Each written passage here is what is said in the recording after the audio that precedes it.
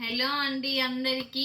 So ఈరోజు అయితే మీకు అందరికీ ఒక విషయం చెప్పాలని ఈ వ్లాగ్ చేస్తున్నానండి.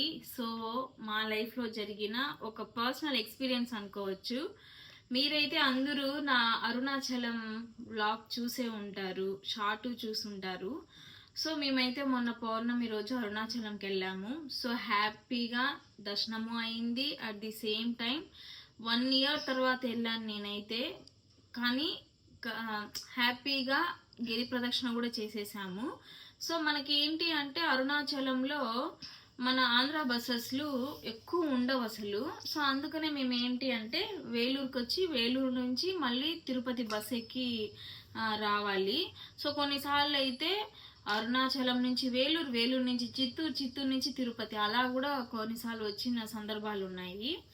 సో ఏంటి అంటే అరుణాచలంకి వెళ్ళి నేను, తేజు, ఇంకా విక్కీ అన్న అంటే తేజు ఫ్రెండ్. సో ముగ్గురం వెళ్ళాము. సో అన్న ఏంటి అంటే గిరి ప్రదక్షిణ అయిపోయిన వెంటనే మేము ఆటో ఎక్కి బస్ స్టాండ్కి అయితే వచ్చాము. వచ్చేటప్పుడు ఏమంటే ఫుల్ రష్.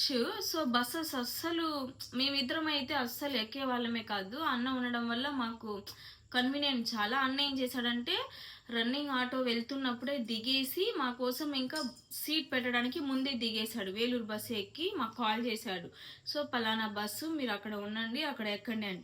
మేమేం చేసామంటే నేను తేజు వెళ్తూ ఉన్నాము. అంటే తేజు ఫాస్ట్గా నడుస్తున్నాడు ముందరికి, నేను వెనక. అప్పటికే నేను ఒక అడుగు కూడా వేయలేని సిచ్యువేషన్ అనుకోండి. ఆ శివుడే నడిపించాడు నన్నైతే. సో ఇంకా వెళ్తూ ఉన్నాము. చాలా గ్యాప్ డిస్టెన్స్లో వెళ్తూ ఉన్నాము. నేను ఎప్పుడు ఇక్కడ దొంగతనం జరిగింది, అక్కడ దొంగతనం ఇలా జరిగింది, అలా జరిగిందని వినిందే చూసిందే కానీ మాకు ఫస్ట్ టైం పర్సనల్గా మాకే జరిగింది. సో అది కూడా ఎలా జరిగింది తెలుసా అండి? అంటే అక్కడ అన్ని red colour, green colour, sky blue colour buses అన్ని తమిళ్. మాకా ఇంత 0% కూడా తమిళ్ రాదు నాకు, తేజుకి, అన్నకొచ్చు. సో మేమేంటి అంటే అన్న చెప్తున్నాడు, సో ఈ కలర్ బస్సు ఇది సంథింగ్. అన్న ఎక్కేసాడు, బస్ నెంబర్ చెప్పడానికి కూడా ఛాన్స్ లేకుండా అయింది. సో కలర్ చెప్తున్నాడు, ఇక్కడ ఉంది అక్కడ ఉంది అంటే తేజు కాల్లోనే నన్ను వెనక్కి చూసుకుంటూ ఇంకా వెళ్తూ ఉన్నాడు. ఒక అబ్బాయి మాకు తెలియనే లేదు, వాడు మమ్మల్ని ఫాలో అవుతున్నాడు. కానీ మాకు తెలీదు ఆ అబ్బాయి మాకు ఫాలో అవుతున్నాడు. మేము ఎంతసేపు బస్సు ఎక్కాలి, వెళ్ళాలి వెళ్ళాలి అనే ఆలోచనలతోనే మేము ముందుకు వెళ్తూ ఉన్నాము. అప్పుడు ఏంటి అంటే ఫైనల్గా అయితే ఒక బస్సు అయితే ఎక్కాము. సో అన్న లోపల నుంచి ఇంకా చెయ్యి ఇలా పెడితే ఇంకా తేజు ఎక్కేసాడు. ఎప్పుడు కానీ తేజు ఫస్ట్ ఎక్కేసాడు, మళ్ళీ నన్ను చెయ్యి పట్టుకొని లాక్కోవడానికి ఎక్కి ఇంకా అలా ఫస్ట్ ఎక్కేసాడు. అక్కడ ఏంటి అంటే ఆ అబ్బాయికి తెలీదు మేమిద్దరం వైఫ్ అండ్ హస్బెండ్ అని. తను వేరు నేను వేరు అనుకున్నాడు. దట్టు నేను చిన్న హ్యాండ్ బ్యాగే క్యారీ చేశాను. దాంట్లో పవర్ బ్యాంక్, నా ఫోను, పర్సు, అంతే. ఇంకేం పెట్టుకోలేదు. నేను ఇంకా క్లచ్ అవి పెట్టుకో ఉన్నాను. ఇంకా కాళ్ళ నొప్పులు వస్తుంది కదా అని చెప్పి లోషన్ సంథింగ్ అలా పెట్టుకొని వెళ్ళున్నాను అంతే. కానీ నేను హ్యాండ్ బ్యాగ్ ఇలా ఎత్తుకుని ఇలా పెట్టుకో ఉన్నాను చెయ్యి. తేజు ఇంకా చెప్తూనే ఉన్నాడు, ఇలా పెట్టుకునే ఉండు, అసలు నేనేమంటే కొంచెం లాంగ్గా తీసుకొని అలా వేసుకొని నడుస్తూ ఉంటే వద్దొద్దు ఇలానే వేసుకో అని చెప్తే నేను ఇలా వేసుకోవడం వల్ల వాడికి ఛాన్స్ రాలేదు ఆ హ్యాండ్ బ్యాగ్ ఇలా లాక్కోవడానికి. నేను ఇలా చేయి పెట్టుకునే ఉన్నాను. బస్ ఎక్కాను అంటే తేజు ఎక్కేశాడు. తేజు ఎక్కిన వెంటనే ఆ అబ్బాయి నన్ను ఇట్లా తోసుకొని మరి ఆ అబ్బాయి ఎక్కాడు. ఎక్కిన తర్వాత అసలు లోపల కూడా వెళ్ళలేదు తేజు. స్టెప్స్ పైనే, బస్సు స్టెప్స్ పైనే ఉన్నాడు. ఫస్ట్ తేజు ఎక్కాడు. నాకు అస్సలు మా ఇద్దరికి ఇంత కూడా లేదు వాడు మా దగ్గర ఏదో సంథింగ్ ఫోన్ లాక్కోవడానికో బ్యాగ్ లాక్కోవడానికో వచ్చాడని. తేజు ఏమంటే ఇంక ఫోన్ మాట్లాడేశాడు. అన్న చెప్పాడు ఇదే బస్ అని. తేజు ఏమంటే ఇట్లా నైట్ ప్యాక్లో ఇట్లా వేశాడు, అంటే ఫుల్ ప్లెజర్గా వేసుకున్నాడు. కానీ వాడేమనుకున్నాడు, హడావిల్లో ఉన్నారు, ఆ ఫోన్ పైన లేకపోతే ఇట్లా పైన పాకెట్లో అలా వేస్తాడు, ఇది తీసుకునేయచ్చు అనుకొని ఇలా వేయడం. తేజు ఉండి బస్సు హ్యాండిల్ని ఇలా పట్టుకొని వెనక నాకు ఇట్లా నా డ్రెస్ని ఇలా పట్టుకో ఉన్నాడు. మా ఇద్దరు గ్యాప్లో వచ్చి ఫోన్ లాగేశాడు.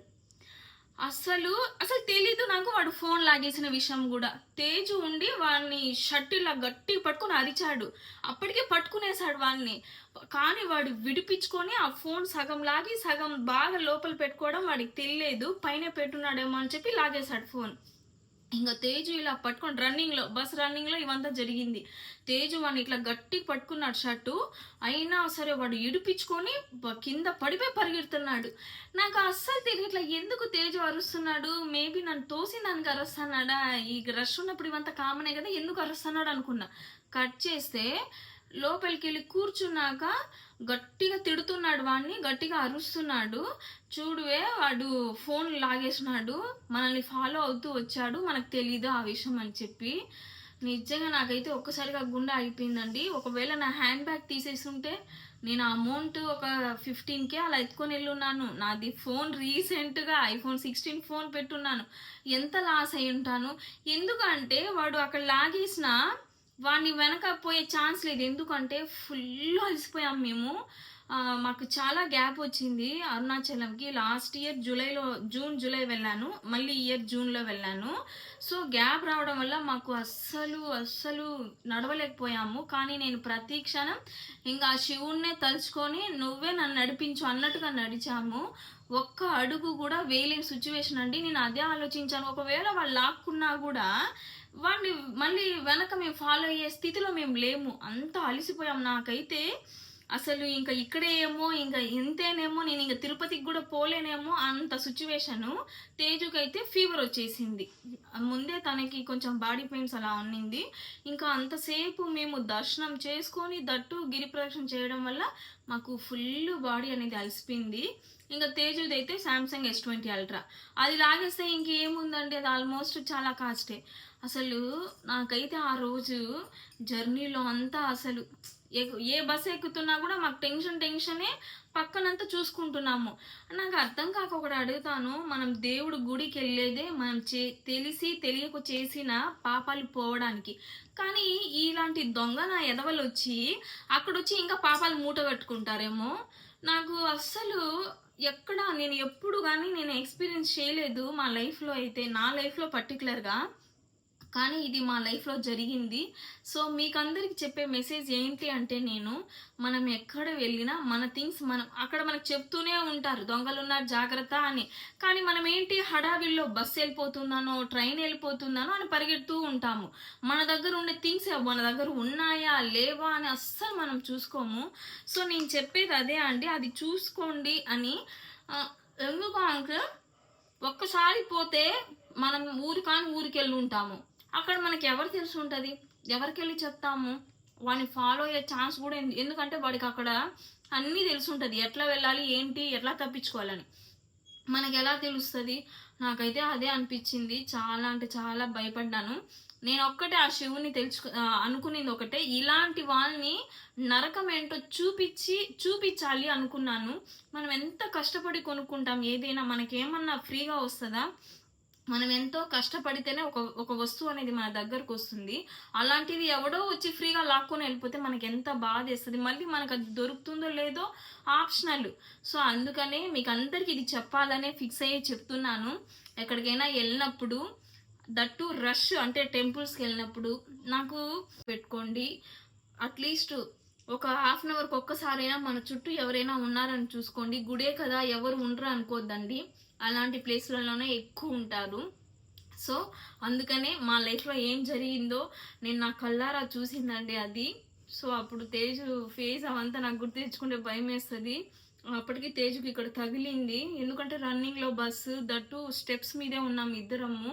వాడిని పట్టుకున్నాడు, దట్టు వెనకే నేను ఉన్నాను. సో నేను ఎక్కడ కింద పడిపోతాడని అదొక టెన్షను. సో ఇది నాకు అనిపించింది శివుడే మమ్మల్ని కాపాడాడని, మా వస్తువు పోకుండా.